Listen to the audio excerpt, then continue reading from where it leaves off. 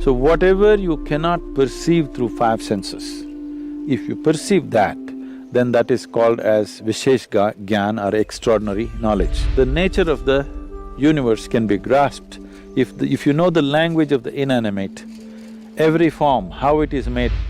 As the concerns of survival recede, human beings will naturally evolve into perceiving higher things.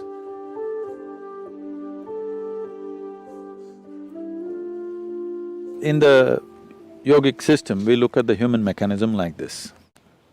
There are five dimensions to it, there are five layers to it. Usually it's referred to as sheaths, urai it's called, that means sheath, one inside the other.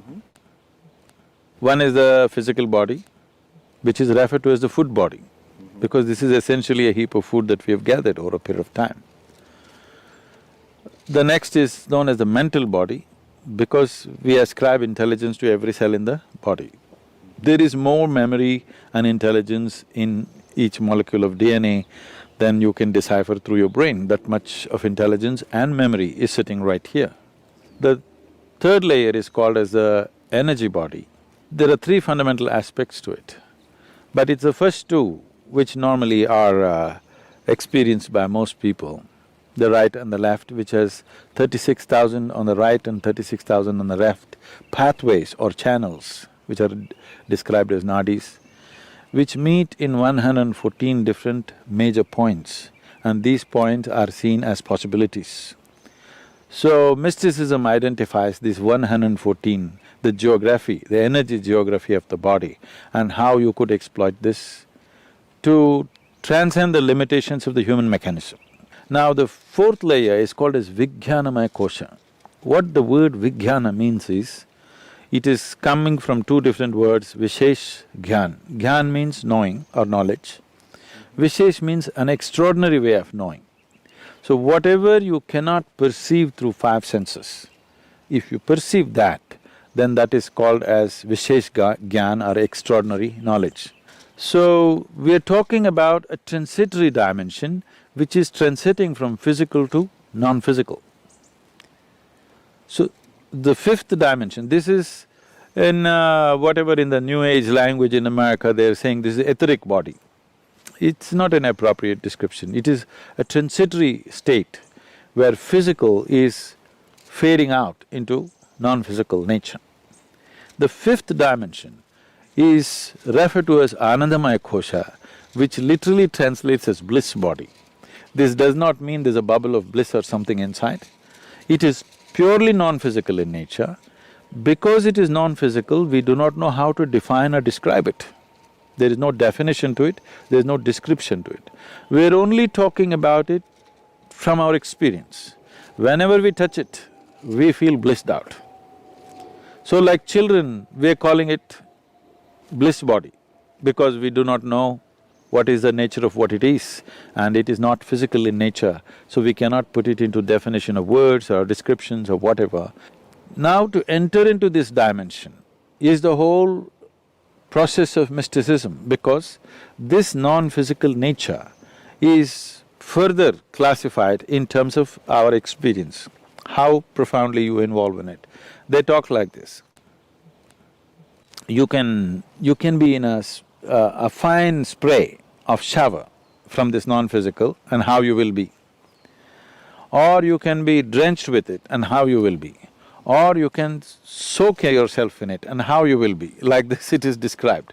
In this context, it's a… here I have to surrender my logic a little bit because that's how far my logic will go. What this means is, these are referred to as different dimensions of stillness. How can stillness be of different dimensions? For example, in our experience, if you're… normally a human being is breathing somewhere 12 to 15 times per minute.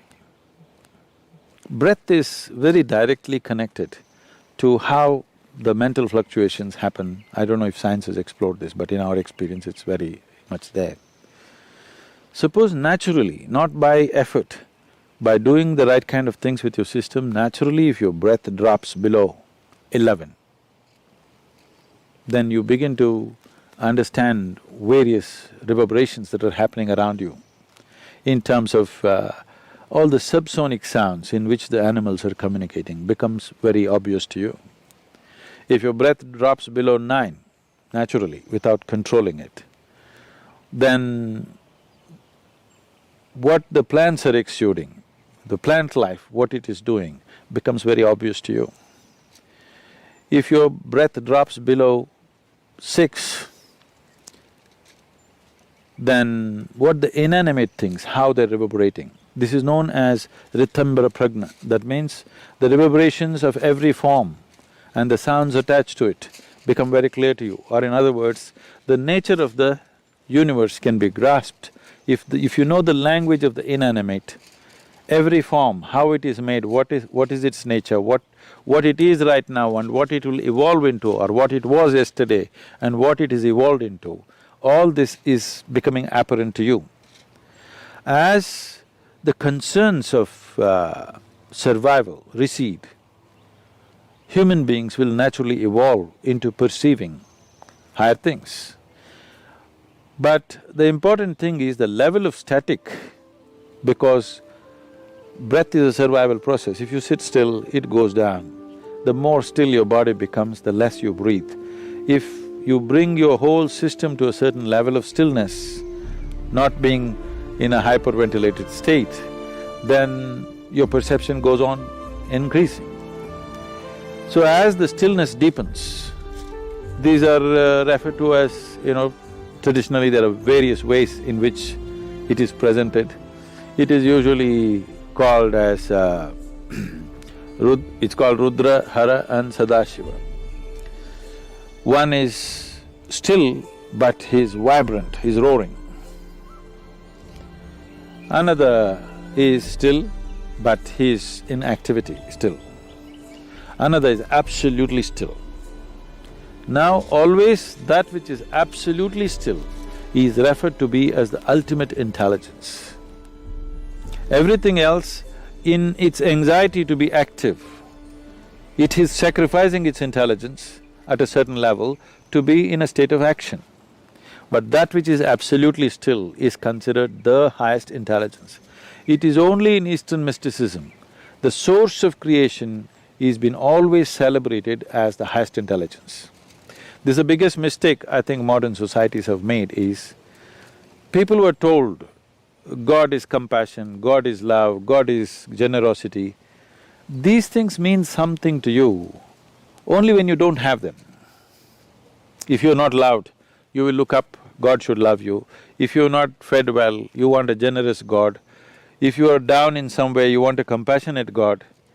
But if you don't make any assumptions, if you look at a blade of grass, if you look at a flower, if you just look at the structure of an atom, one thing is, the source of creation is the highest level of intelligence that you can ever recognize anywhere. If you look at the creation, it is smack with intelligence all over the place. If we had only told people God is intelligence, we would have had a more sensible world. That's what I'm thinking and that's what I'm trying to bring it into people's experience, that the source of creation is the intelligence. If you recognize that, you try to emulate that.